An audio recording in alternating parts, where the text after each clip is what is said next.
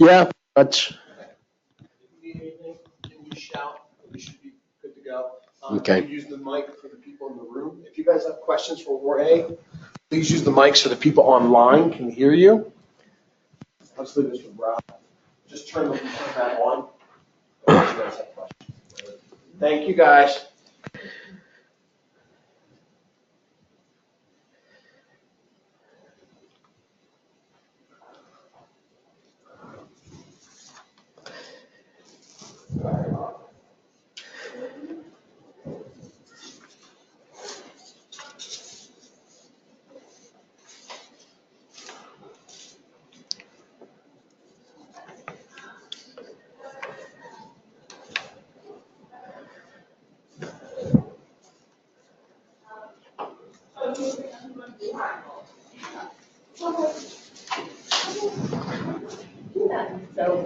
Good morning. How are you? Now everyone shows. How are you? Good, how are you? Very good. I get it.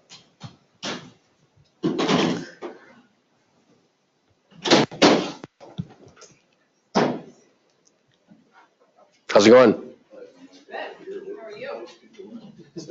Ready, ready.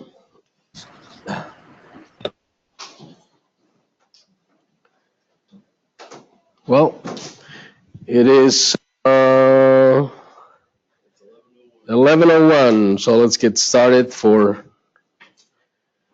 because it's been recorded. And my name is Jorge Guillien. I've been in business for about 10 years. KW agent since 2009. I have been in 3 different market centers. Started in Kingstown. Then I went to Tyson's, and I'm here. I started basically when the market was a mess, and that's why I got this kind of like an expertise in REO, short sales, loan modifications, deed in lieu of foreclosure, you name it. So I've done over 300 transactions of that nature. And my short sales with a 99% success. It was a didn't is because either the buyer walked out and we got foreclosed, unfortunately. But I'm pretty good at it. I do them myself. I don't hire any third parties, attorneys, or anything like that because I respect our clients' confidentiality and paperwork that is given to us. Remember, we're dealing with tax returns, social securities, bank accounts, you name it. So it's pretty easy for someone that is not in the good side, do something with it. So, but as far as this class, the REO business, I had a team. It was a Metro Homes team that we had in Kingstown with Susan Cook. Some of you know her. She's now the team leader up in Leesburg. And we had a nice team, and we got to be in the REO business and got to list lots of properties. So one time we were doing 25, 30 listings at one time. And the bad thing is we didn't have a buyer's agent. We didn't even refer him out. We just said to anybody that wanted to buy, it's like, get a realtor and bring us an offer. That's how we did it, and we gave away a lot of money. It's when you don't know, right? But you learn anyway. So because in that business, we did about 200 to 300 BPOs a week. You know what BPOs are? Brokers, price opinions. That's when a bank, an insurance company, or somebody else asks the realtor service to give them an opinion of the value of a home. So it's like an appraiser, but not really, but with it from a realtor's point of view. So we tell them what the value of the property should be. And because of that, doing 200 to 300 a week, I mean, we're driving all over the place. We need to, we learned different neighborhoods, counties, states, you name it. We did Virginia, Maryland, and DC.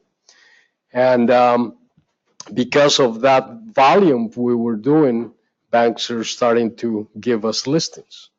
And that's how you start in this kind of business. They trust you, they see you, the work you have, the work ethic, turnaround times, how good you are with information, how close to the value given they sell the property and things like that. So they have different parameters. And then it says like, oh, you're probably good, so here's a listing, sell it. And there's a lot of things that are involved that I can discuss now. But before I start, I want to make sure this class is very useful to you. And I don't want to leave anything that you came to learn and then leave, oh, I didn't say anything about that. What a waste of my hour. So tell me, what do you want to learn in this class? The restrictions that apply to an investor purchasing an REO property. Investor purchasing REO. Okay. My handwriting is awesome, but I can read. And for me, it was more of a general overview of REOs. I don't know much about it. Okay. Same. A short sale negotiator, what are they used for, or do they use? Short sale negotiator. Different class, but I'll tell you about that. Lori. Okay, I did REOs, BPOs back in 2008, 9, and 10. I want to get back into it. I want to know what's new, what's changed. I constantly get emails from asset managers. Don't know if it's legitimate or not. So I want to know what's different. I mean, it used to be that if you had a listing, you had to pay up front to have the place cleaned out, to have the lawn done, electrical. Hey, you're giving my class Do away. that? Oh, Easy. I'll do that. okay. My question, what I wanted to learn about the investor. Investor purchase. So when I search for properties in MRIS and an REO property comes up, I'm doing a search for like a buyer client, like what to expect in the process if they're interested in seeing it. Got it? Okay. I'm just absorbing everything. I'm new, so I don't have anything to. All right. So you're trying to find your niche. Trying to find Got it? I just need to learn as much as I can. Same. Same.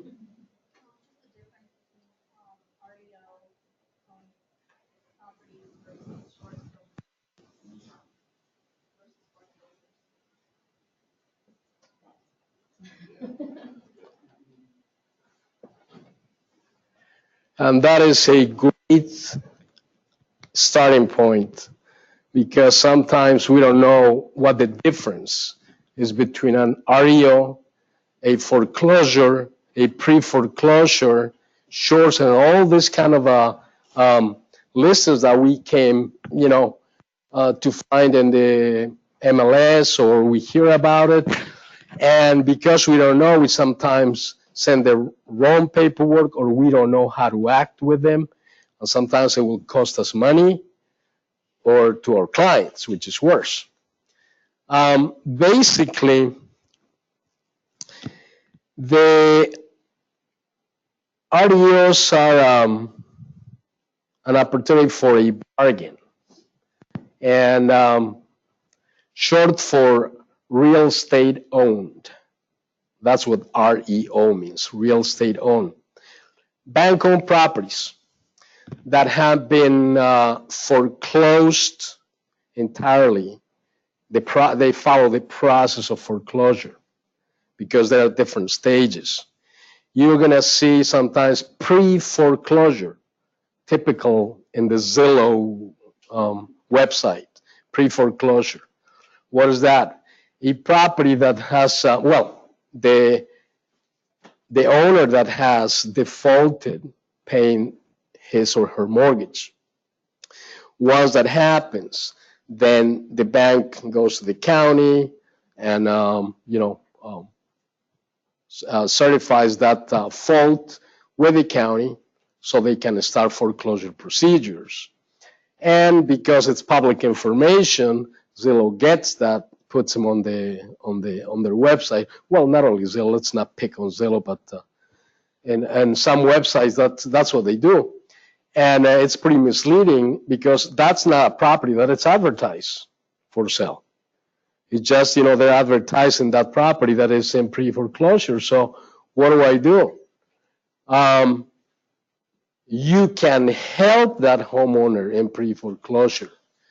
That family is getting tons of mail, calls, and everything else in between with investors and people that just want to list their house because they want to and help them out in the process.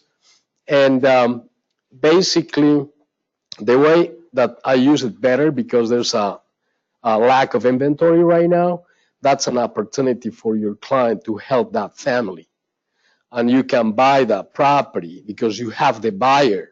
You can go to that family and say, I can help you out, prevent foreclosure, buy your property in a short sale situation, and so you don't get foreclosed.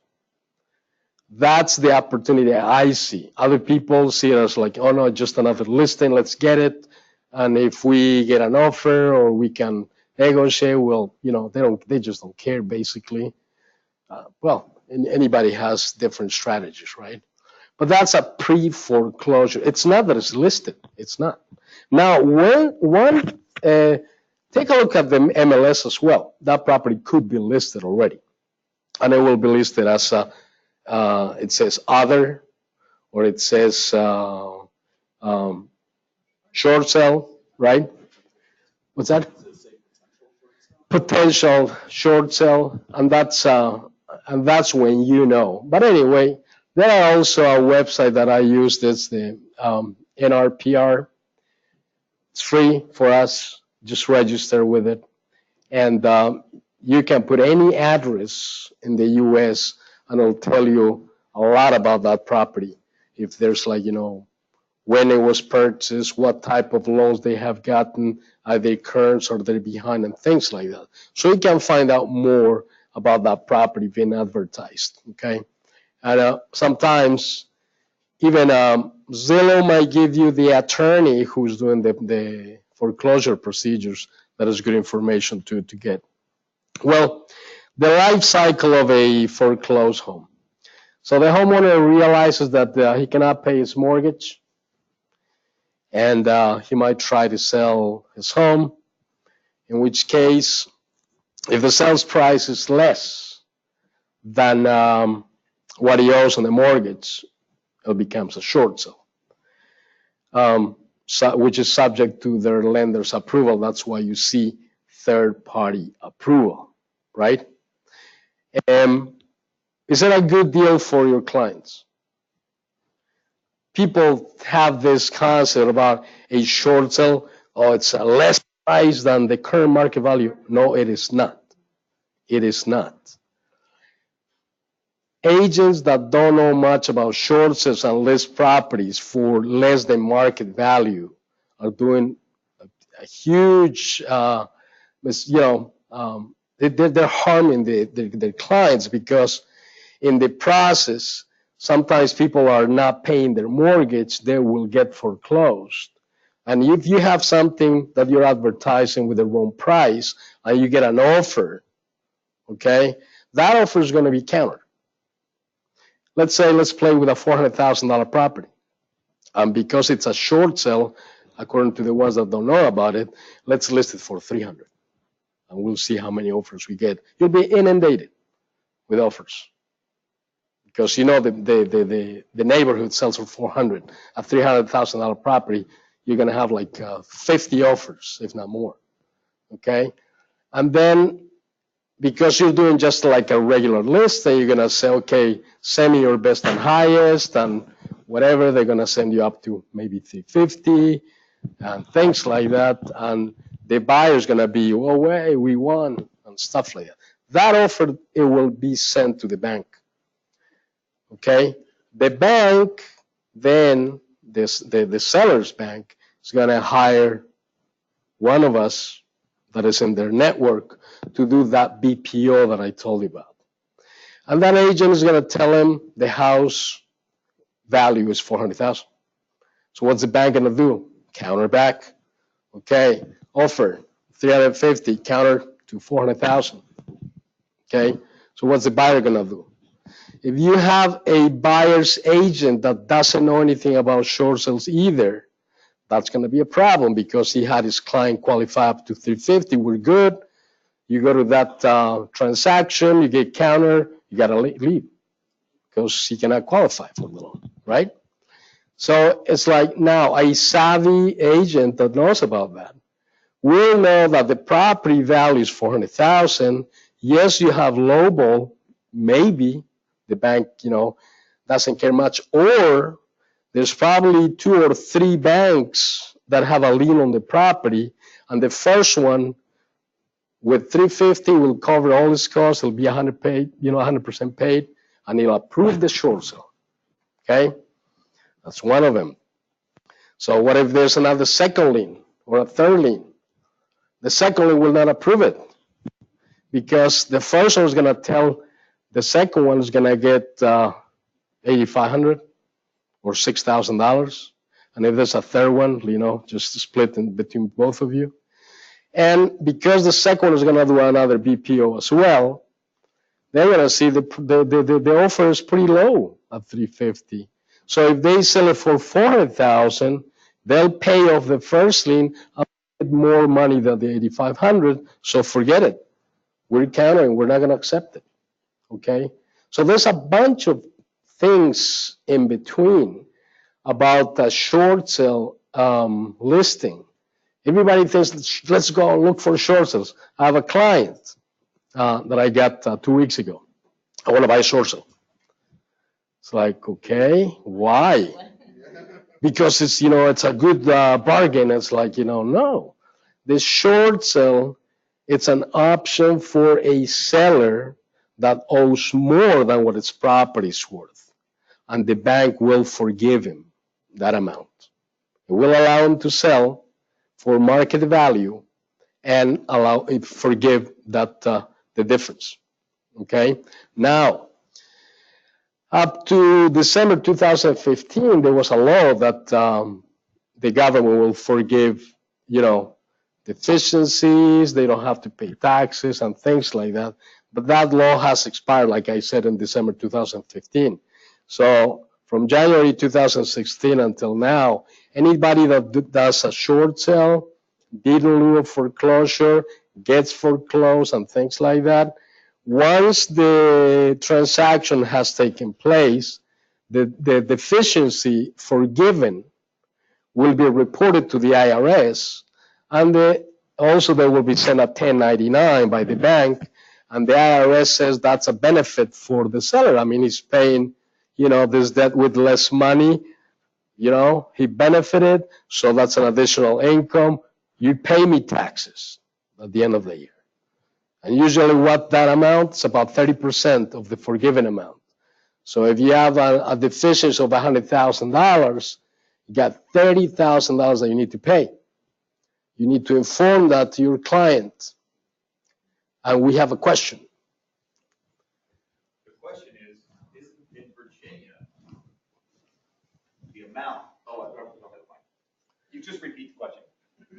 Virginia, the amount, that difference, $100,000 in your example, isn't the buyer still liable for that? I mean, the owner still liable for that under Virginia law? That's what I was saying. So in Virginia, if the deficient is responsibility for the seller to still carry that amount, and that's the amount you want the bank to forgive. Once the bank forgives that amount, you will still be liable for paying the taxes. Okay? So, didn't hear that, but I said it again. Are all banks required to forgive? I thought some would and some wouldn't. Say it again. Are all banks required by law to forgive the deficiency? Okay, are all banks required to forgive the deficiency? It depends. It's not a law.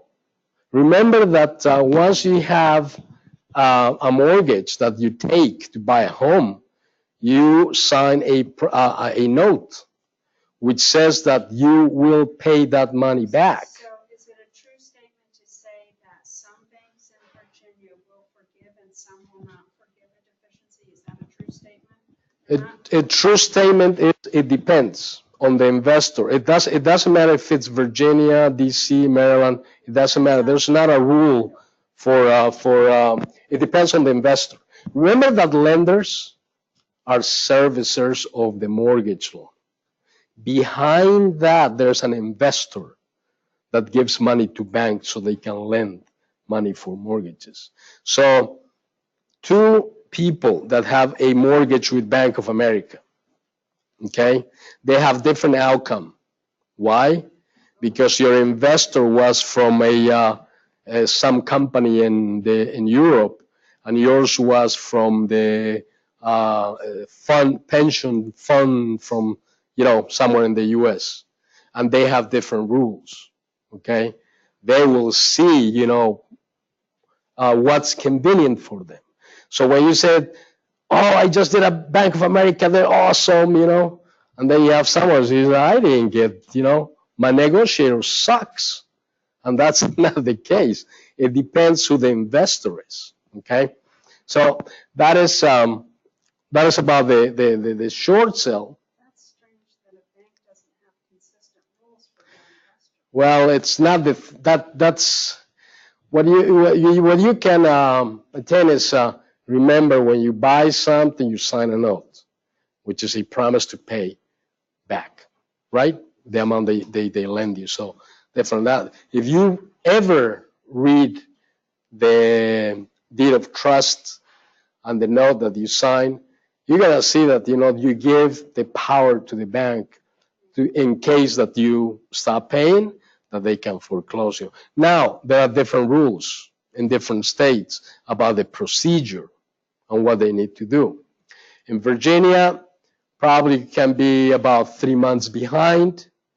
Okay, then they will send you a certified mail telling you that, hey, you haven't paid us. We're going to escalate our note and make it payable in full if you don't pay us by such and such a date. Okay, at the same time, they're going to hire an attorney, which is, that the one that's going to foreclose on you, which also will send you another certified letter announcing the sell date of your property. When you get that kind of letter, you have a problem because there's not much you can do at that time. When you get the first letter that is not certified and say, hey, what happened to your mortgage payment? Time to react. Don't inform your clients. I mean, open your mail. Banks want you to want to help you. Okay, they don't want to take your property. They're not in real estate. They just want their money. And there are ways to figure out how they can be helped. Okay, but if they don't open the mails, they don't answer the phones and things like that, things can get ugly. Now, the first persons you're going to talk to when you call a bank are going to be the collections department, which they are trained to harass you and get as much as they can from you. Why don't you get a second job? Do you have any money that you can send us now? Why don't you pay us? You've been behind this month. I mean, it's call with your clients sometimes. It's pretty ugly. There's another department at the bank. It's the loss mitigation department. They are the ones that want to help you. Okay? They are the ones that can see what can we do. And that's why in what stage this property is in the foreclosure procedure. They can help you. If they cannot refinance because the property is worth less than what they owe, right? In order to refinance, you have to have equity at least 20%, right? So then they offer you the loan modification. What's the loan modification? It's modifying the note and the mortgage payment based on your current financials. What happened? I lost my job or my hours got cut. I mean, lost job is no income, so how they can help you? You don't have, how are you going to pay? There's no way to help you out. But if you have an income reduction, they can work with that, okay? this is the things that sometimes they do. Let's say a $300,000 mortgage, and the values are like in the 200s. So they will take 100,000 of that mortgage, put it at the back of the 30-year, and just work with the 200,000 to give you a payment that is comparable to what the market is.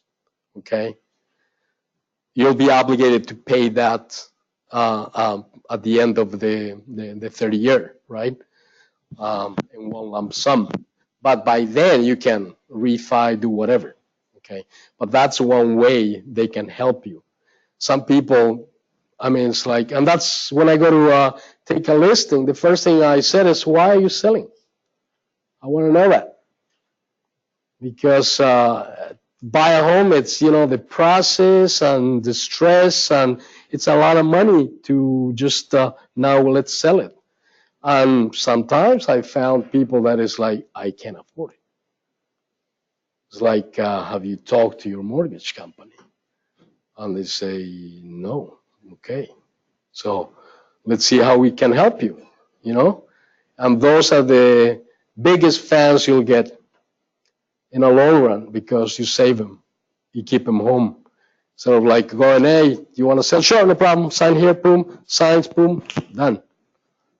No. So you gotta, and that's why you're in this business. You gotta know all about this. That's how you can help people. That's our business. The more you help, the more they talk about you, right? And that's what we need to do and find out. Like I said, when the owner is 3 months behind his payments, property is bordered foreclosure, banks will try to, if there's nothing done, banks will have the attorney take it to the court steps and auction the property. Now,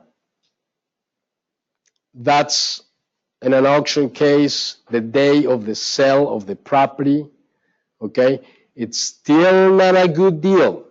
It's still. Why? Who's foreclosing? Is the first mortgage foreclosing? Is the second one? Is the HOA association foreclosing? Who is foreclosing? I had a client friend that very excited called me, said, guess what? I bought a condo in Florida for $10,000. It's like, get out of here. I'm serious. Auction, pay for that, done. It's like, I don't believe you. So yeah, I'm going to show you. Okay.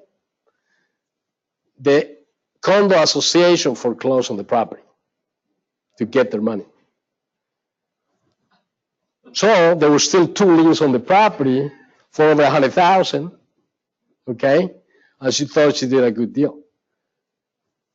What's she gonna do? Negotiate with banks to see how much they're gonna take, so then she can, like, you know, sell it or whatever. How does that work then? An HOA can sell it when there's other liens on the property? That doesn't sound. How does that work? That HOAs can sell it when there's other liens? Because they can, and that's also in your. Take a look at your HOA. Rules, regulations, and all that kind of stuff that you sign.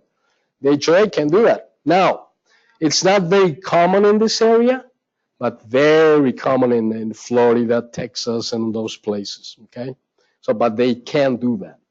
But the point I'm trying to make is, you think at the auction you're gonna get a good deal because it's advertised at $50,000 to start the bidding. You gotta register, bring your check for $5,000, $20,000, whatever they request. And then it's like, okay, you won. Boom. Your problem, if it's still occupied, so you can deal with eviction. Your problem to pay off other liens that might be still on the property. I mean, you just cured this little problem for the one that was auctioning the property, right? So careful with that, okay? The best deals are the REOs, real estate owned. What happens then? Property goes into to auction at the court steps. Nobody buys it. So what happens? The bank takes over. Now the bank is going to cure all the problems before he place the property on the market. He's going to deal with liens, mechanical liens, condo, HOA liens, you name it, everything. So they will deliver a property free and clear. Okay, so that's why it's best to deal with this type of properties. Now, one more thing, the price you see on the MLS, that's what they want. Okay, they've done an appraisal, they've done 2 or 3 BPOs, and all of them they did the matrix and stuff like that, and that's what they have. Well, it depends. If they cannot sell it and somebody offers something close to it, they'll say, sure, go ahead. Remember, banks are not in the real estate business. They want their money so they can keep lending and getting, whatever.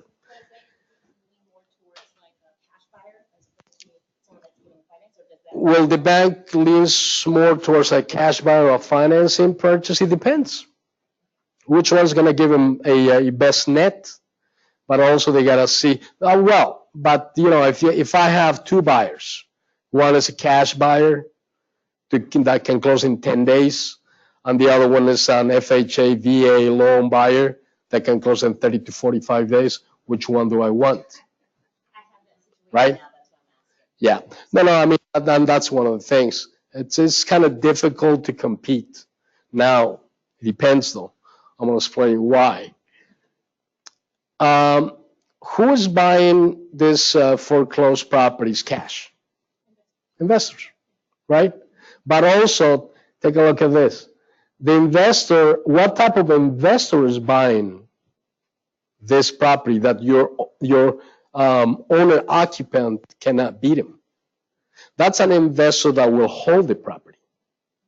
He's not going to flip it. A flipper stands no chance instead of an owner occupant. Why? Because you're going to offer what they're asking, okay? The flipper wants to lowball because there's a lot of costs involved that we're going to go over. And they got to make profit. If you don't advise your investor properly, it's going to be your fault that they don't make money. And you're not going to be in the good list, okay? There's some techniques that you need to know and you will learn today, okay? But that's what it is. Going back a little bit to the short sale negotiator. What's a short sale negotiator? It's not like I'll give you 10, no 5, no let's do 4. No, that terminology should be short sale facility. Okay. The bank already knows what they want. They already have their things there. And based on the activity of that listing, are there any more offers? They're not, whatever type of buyers that they're getting, they might say, okay, we'll accept that offer. Okay. Most people that don't know about short sales and don't want to deal with it because it's very time consuming, it's a little stressing. Sometimes they will call you at 10 o'clock at night. They're in California. You're here, and they don't care. Now you take the call or you don't, you miss the opportunity. Then you're back on the, at the back of the line. I'll call you in about a week or so. And we are working with timelines here. You don't know anything about short sales, and you said, well, I know a title company that will do it for you. The title company, you go to the title company, yes, we have our attorney and a whole team of people that will deal with this and help you. Beautiful, okay? But that's the thing, I mean, your client needs to feel comfortable that his information is going to be all over the place. For one thing, you need to disclose that. You're handing their information to an attorney at a title company, which has a team that works with him, that also will have access to that information, and that's pretty much it. And I'm meeting a client this coming Friday that this couple has a property under contract, short sale, for the past 2 years. They have an attorney dealing with it. And they just want to cancel their agreement and see how we'll be able to help them. Okay? And they want to know why it's taking too long in this market where there's no properties. Okay? So, and that's one of the things. When you deal directly, you are the person they're going to call. You have to be very accessible at all times. Probably going to see me with my phone all the time because I don't want to miss a call. I may excuse myself on, and calling back or something. But it's very important that you deal directly with them. It's not like you need to find out from a third or a fourth party. And there's a bunch of things that you need to go through. It's lengthy, it's time consuming, it's they will harass you, you'll find people incompetent working in those places. I just closed a short sale last week that should have taken 2 weeks, and it took 2 months because that incompetency there. I made the bank change the negotiator on their end to another one because of that. Okay, so but that's when you know what's going on. I mean, it's like when you have a property that the proceeds will pay off the first lien. You only need with the second one. The first lien, you just get a payoff. It's going to be paid off in full, so you don't need to deal with that. And you just deal with the second one, okay, because they're not going to be paid in full. So they are the ones that need to approve. But this bank, they wanted to know both of them at the same time. It's like, hello, that's not going to happen. But that's what happened anyway. So we changed that and we closed last week, which is good. But I can give you a few more pointers if you want, later about a short sale negotiator and what's entitled. Banks will not pay for your short sale negotiator. Simple. If somebody is using the short sale negotiator, the bank will say, realtor, you hire him, you pay him from your commission.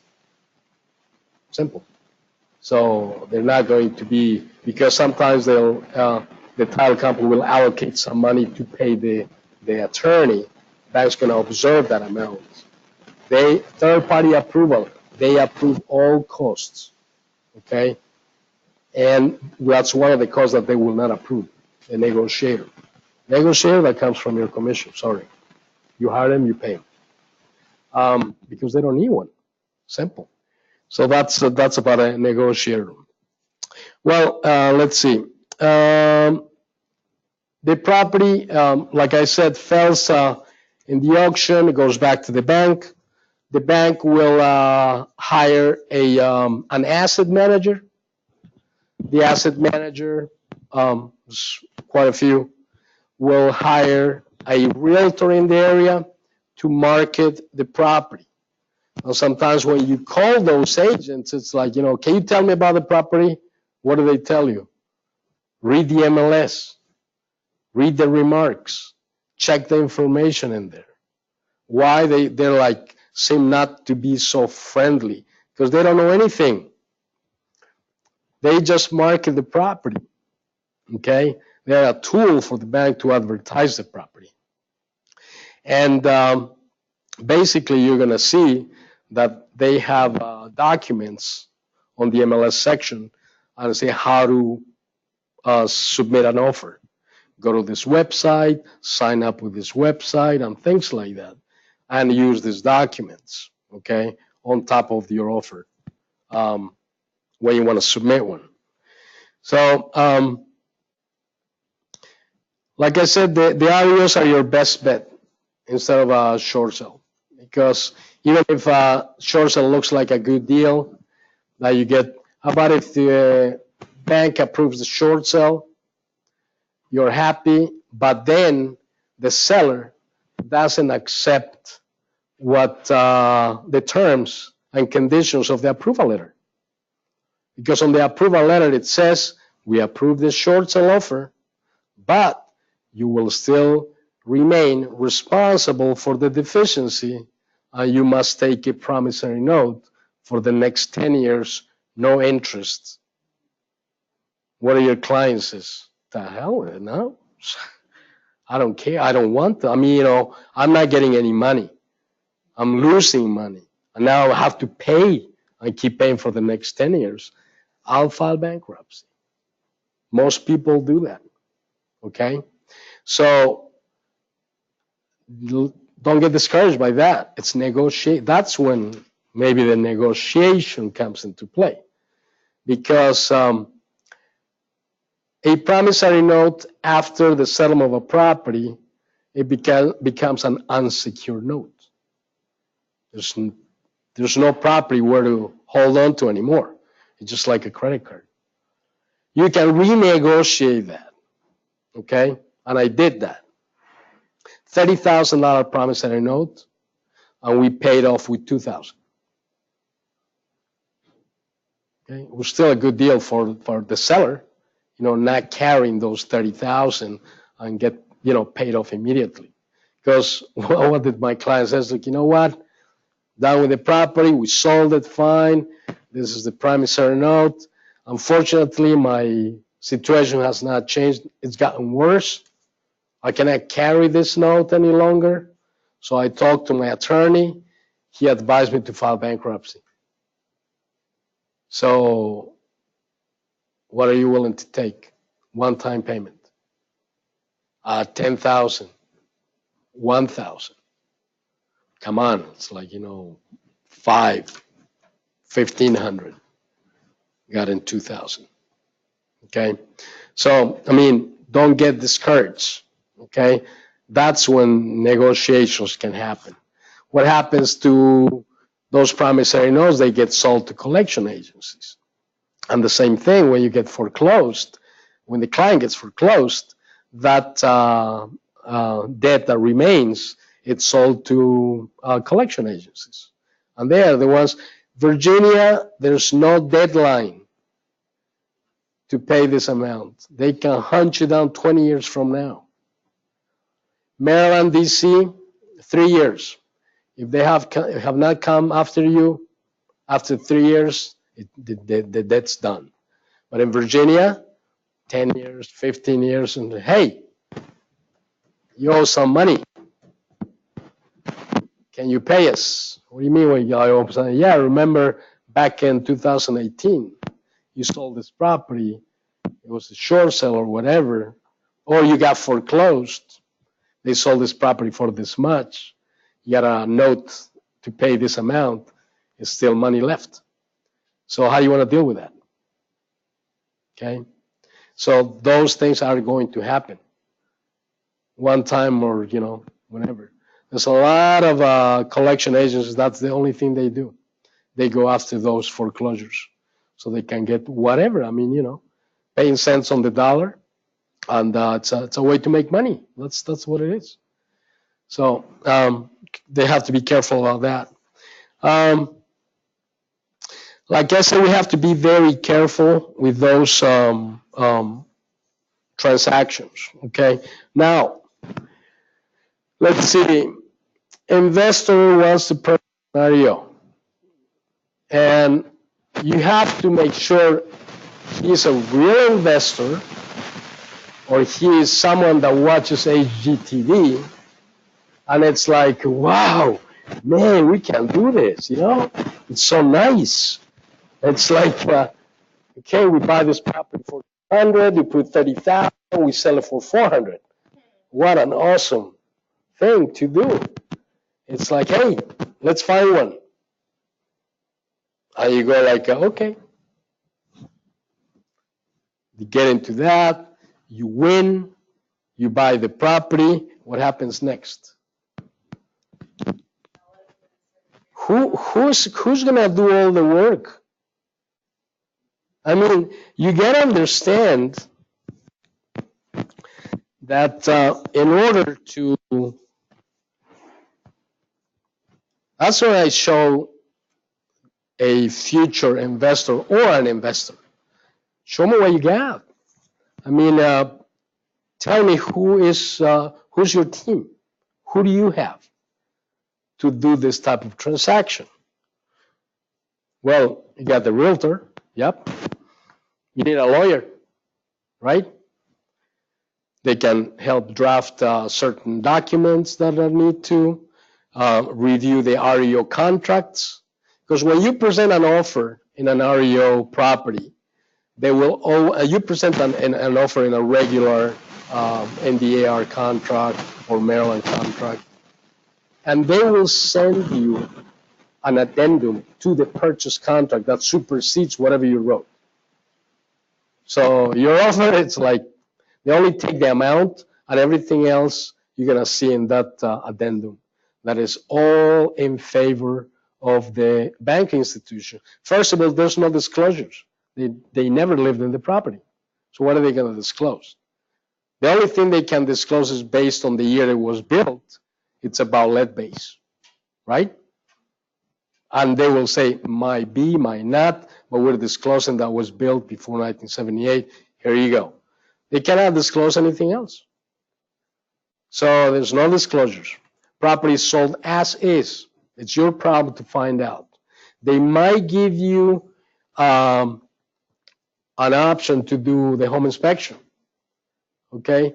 But the property is winterized. Well, you get someone to de-winterize it for you. And when you're done, you winterize it again. We're giving you permission. And you have to get permission anyway, okay, before you get into any further. Are you buying this property finance or cash? If it's cash, not a problem. If it's finance, there is a problem. Why? Most banks will not finance a property that is pretty messed up. It will not pass inspection.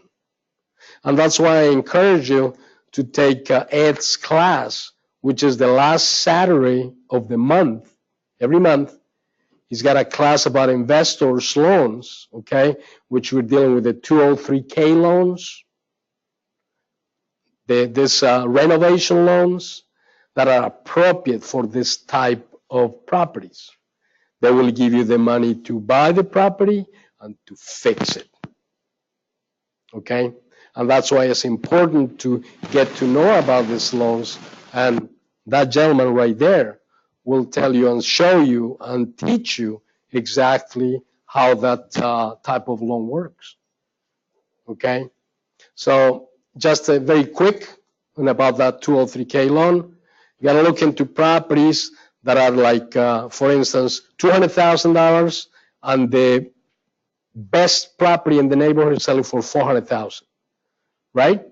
That's a spread of $200,000 right there. Your client needs to qualify for the $400,000, not the $2, okay? Because then they will have that spread to buy and then fix and have a nice property. And there's different types of rehab programs. The Streamline, which, you know, can be like less than 30,000, 35,000 now, nice. Less than 35,000. Or if it's more than that, that's another program, okay? So they exist, that program. And your client is going to be very happy. Sometimes you cannot find properties because they want to be like, you know, in pristine conditions. Sometimes the worst properties will become what they want because of that program. They can knock walls and redo bathrooms, kitchens, whatever, finish basements, everything. So get more information about those programs. That will be very helpful for your client. Okay, then you get, let's keep going with the investor. You have a CPA. CPA also needs to know about your taxes and things like that you need to deal with. How you take in title. Do you have an LLC? It's going to be under your name only. What are the consequences if something goes wrong? Will they come after your personal property? And things like that. So you need to be aware of that. Title company. Do you have a title company that you work with? It's like, well, or yes, okay. Why is the title company very important? They do title searches, right?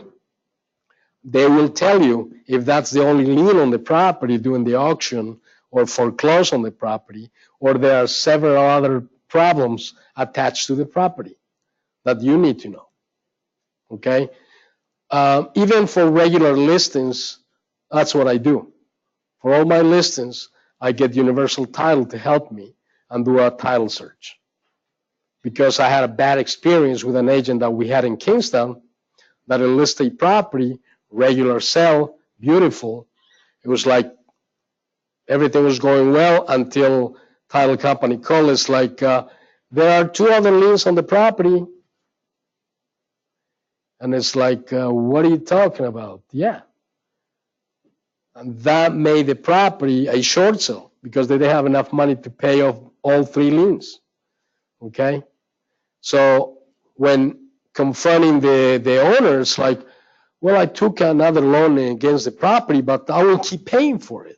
So he thought the home equity line of credit that he took, that he could continue doing it on, it was just like a personal loan, but it was not. So he was misinformed. It was not his fault, but it was the realtor's fault for not making sure the property was okay to be listed, right? And that's one of the things you need to know about what the benefits is having partners like a mortgage company and a title company that they can help you take advantage of that. Then another thing, we're gonna buy the property. Do you have a contractor, a trusted one that can deal with everything? Okay, it's like you're talking about the contractor that needs to have all licenses, right? They gotta be insured, they gotta be licensed and insured in whatever jurisdiction you're gonna buy the property. Class A, if you are going to take a 203K loan, because otherwise they will not accept that contractor, okay? So do you have that? Last but not least, how are you funding this deal? You have a lender? Are you pre-approved or you have cash? So look at all those people that you need. Realtor, lawyer, CPA, title company, contractors that are going to be doing the work, and the lender. So that's when your investor wannabe backs out. It's like, no, I mean, wow, I didn't know take that. I need to have all that. It's like, yeah, let's buy the property and see what this is, how this is going to be for you. Find the property, do the inspections. Try to do the inspections before. Even sometimes with investors, sometimes they want to do it before putting an offer because they want to know what they're dealing with. Once they've done the inspection, they say, yeah, sure, we only have this to deal with these little problems.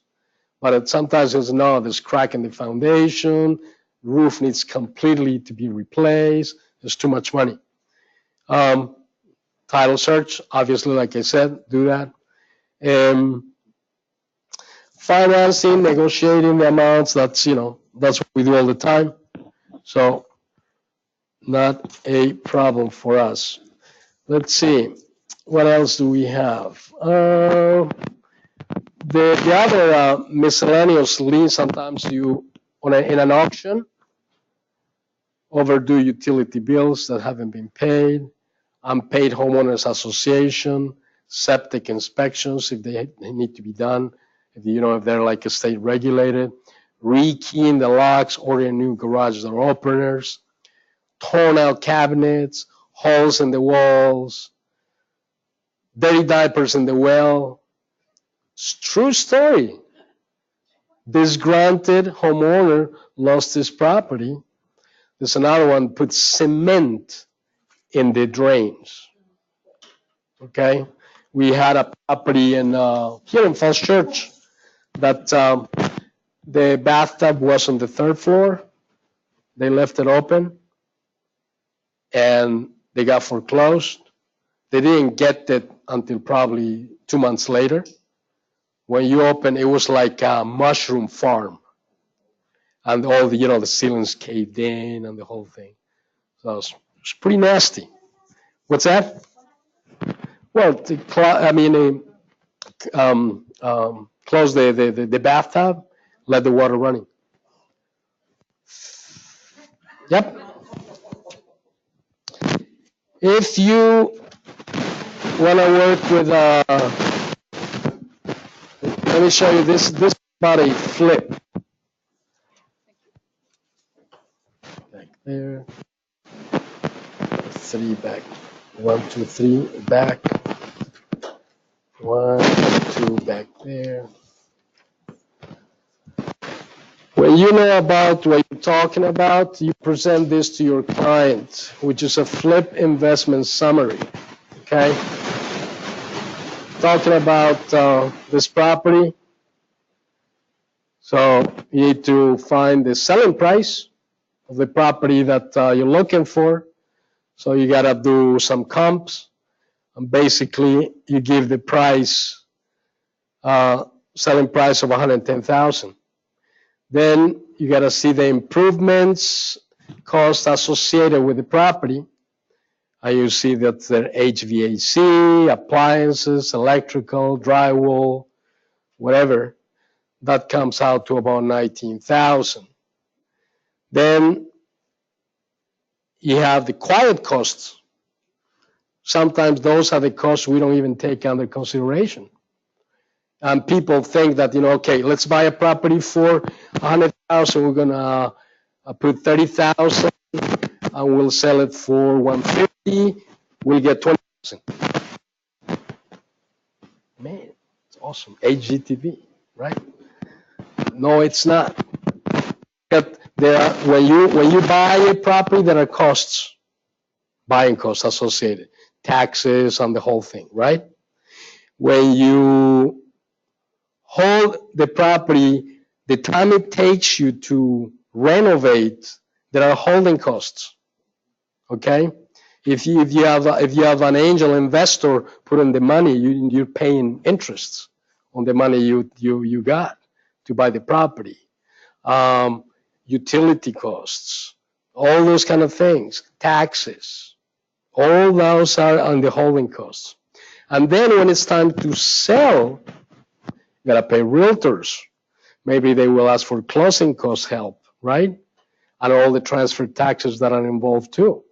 So all that came up to be another $11,000 on that property for $110,000. And you want a profit of $20,000. That's what you want. So you wanted to make $20,000 in this property that we want to purchase, all right? So our offer can not be more than $60,000. Are they going to accept our offer? You're right. That's what I'm saying. I mean, this is a true figure. All right, so it's not like, okay, what can we purchase this property? First, you have to find out the value of the property at, when it's pristine, when you're going to be able to sell it. So you got to do your market analysis. We'll be able to sell it for this much. Based on that, just use the 70% rule. That's what we call, okay? The 70% rule.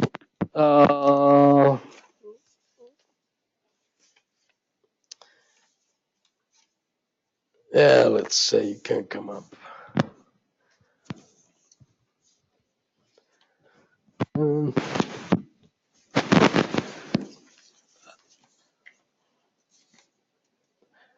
It's a little formula that we have basically, and but I'm gonna shoot, I didn't bring it here.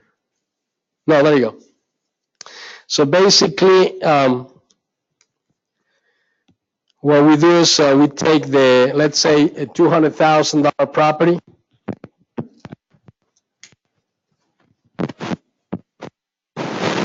Okay, then we're gonna do reducing the 70% rule, and we'll say that's gonna be $140,000, right?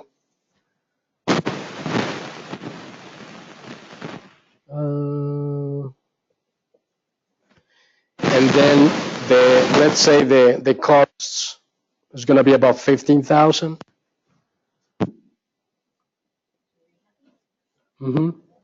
So that means we cannot go over 125 offering to sell this property at 20,000.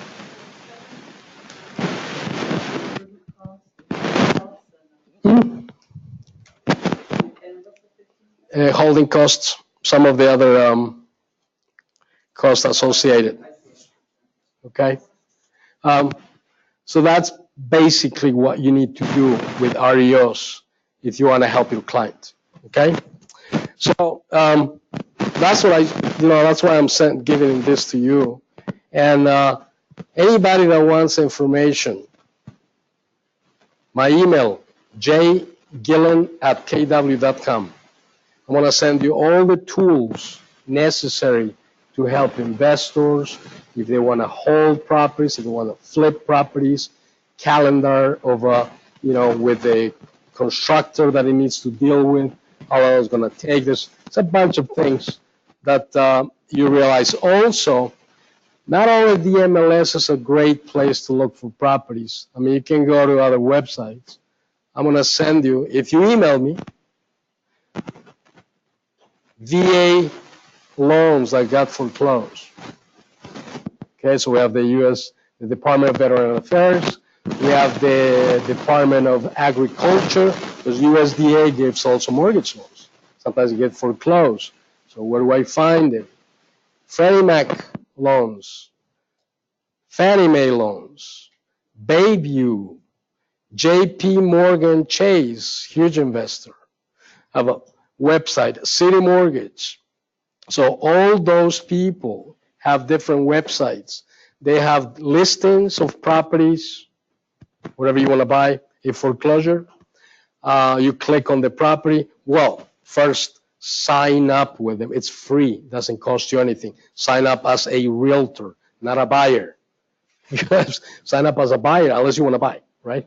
But sign up as a realtor, you'll be able then to put your client there, and they'll give you all that information. When you are in that website, you click on the property, there's going to be the documents that are needed. There are videos to show you how to submit your properties. Hothomestore.com, huge place where you can find a lot of information for your clients, for you. There are videos there, forms, and things like that. Okay? So it's 12 o'clock. Send me an email if you want to learn more. If you want to be more specific of what you need, I'm here for you. That's what I was saying, REO searches. What's changed since 2009 to 2008? Technology. You have these portals now that you can upload your offers. You don't need the realtor that is listing the property. But sometimes they tell you, check the remarks, check the documents, and it says there, Taza Home, XOME.com, propoffers.com. That's where you can submit your offer. Sometimes you'll see properties that are not on the MLS yet, but they're already for sale. You can be first one there, and if the investor considers your offer, you can buy it before it hits the MLS. Okay? So if you want more info, just let me know. It's a lot of information that that I have, but we only have 1 hour. Okay? All right? Thank you very much.